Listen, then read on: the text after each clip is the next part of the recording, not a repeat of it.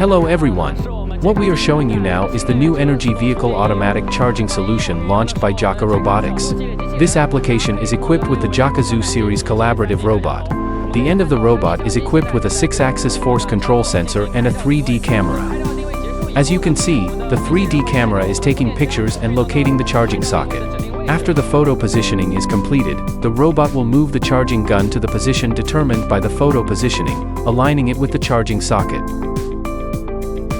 During the insertion and removal process, the robot turns on the function of 6-axis force control to adjust the posture of the end of the collaborative robot and perform precise insertion and removal.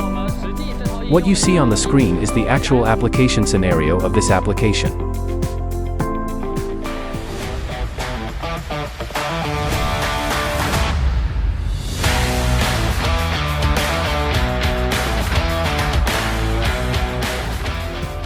JAKA Robotics will have more applications in the new energy automotive industry in the future. Looking forward to collaborating with you.